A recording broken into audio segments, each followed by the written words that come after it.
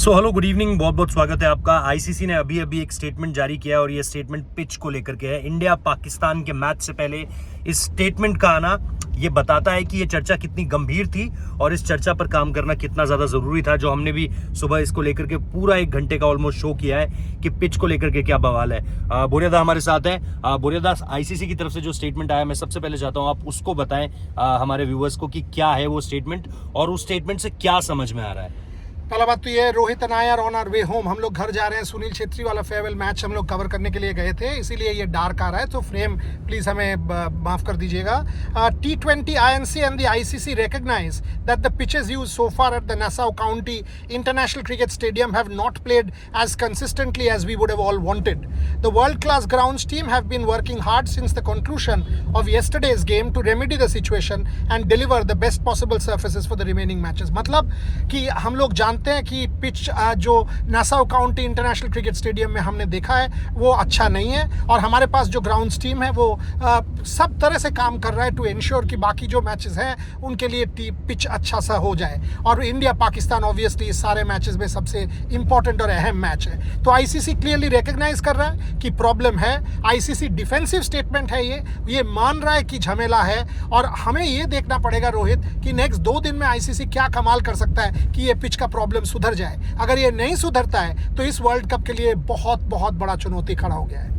और इसमें एक चीज़ और है जो हम बार बार एक बात कर रहे हैं कि हालांकि हमने उम्मीद करी थी कि आईसीसी जैसे इंडिया वाले मामलों में करता था कि डेंजर पिच बता दिया, आउटफील्ड को लेकर के उसे एक एवरेज कैटेगरी दे दी या बिलो एवरेज कैटेगरी दे दी, इससे बचा है बुरियादा आईसीसी कहीं ना कहीं, क्योंकि इस बार कोई क्रिकेट बोर्ड उनके निशाने पर नहीं है। अगर इस बार वो किसी भी तरह का कोई एक्शन लेंगे तो वो खुद कटघरे में खड़े हो जाएंगे। इसको लेकर के आपको लगता है थोड़ा सा डबल स्टैंडर्ड सामने निकल कर आया है कि अपने ग्राउंड्समैन की तारीफ कर दी कि हम सब कुछ हर बेहतर कोशिश कर रहे हैं, और कहीं ना कहीं खुद को इस चीज से बचा लिया कि नहीं हमारी कोई गलती भी नहीं है। देखो, पहला बात तो ये है कि आईसीसी ये मान रहा है कि प्रॉब्लम है, और कौन रिस्पॉन्सिबल था इस पिच बनाने के लिए? आईसीसी खुद। क्योंकि हम लोग जानते हैं कि अमेरिकन क्रिकेट एसोसिएशन के हाथ में तो ये था नहीं, ये आईसीसी के हाथ में था। अगर आईसीसी ये मान रहा है कि प्रॉब्लम है तो उसका क्या मतलब बनता है? मतलब ये है कि झमेला है और इसके लिए रिस्पॉन्सिबल वो खुद है, तो वो क्या बोलेगा कि हाँ हमारा गलती था?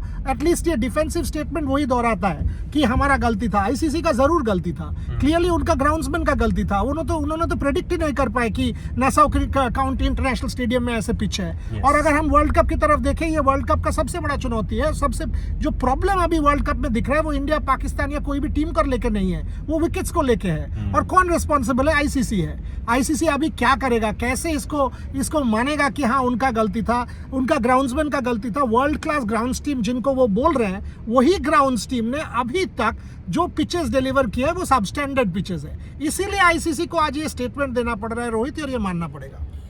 चलिए, हालांकि इसमें एक चीज़ और है कि उन्होंने आउटफील्ड को लेकर के कहीं कोई बात नहीं लिखी है, जबकि आउटफील्ड को लेकर के भी बड़े सारे सवाल हैं। मुझे उम्मीद है कि कम से कम आईसीसी का ये डिफेंसिव स्टेटमेंट उनको काम करने पर और ज़्यादा मजबूर करेगा। वो रोलर चलाते हैं, वो 24 घंटे वहाँ पर अलग अलग तरह की तैयारियाँ करते हैं, बट उनके सामने सवाल सबसे बड़ा ये होगा कि इंडिया पाकिस्तान के मैच में अगर डेंजरस विकेट दिखा, जिस तरह का wicket India versus Ireland game में था, तो फिर आईसीसी को अपने आप को बचाना बहुत ज़्यादा मुश्किल हो जाएगा, क्योंकि इस गेम को आप न सिर्फ यूएसए में एडवर्टीजमेंट के तौर पर सबसे ऊपर रख रहे हो, बल्कि दुनिया की आईबॉल्स भी इस गेम पर रहने वाली हैं, और इस गेम पर आप उस तरह के विकेट्स का सोच भी नहीं सकते, उस बिलो स्टैंडर्ड विकेट्स का, जिस तरह की हमने इंडिया वर्सेस आयरलैंड गेम पर देखी। हमारी चर्चा इस पर बनी रहेगी। हमारी कोशिश यही है कि आप तक वो बातें पहुंचाई जाएं जो सचमुच में टूर्नामेंट को लेकर और आपको लेकर और हमें लेकर मैटर करती है, रादर देन कोई भी ऐसी फैंटेसी कहानी सुनाना।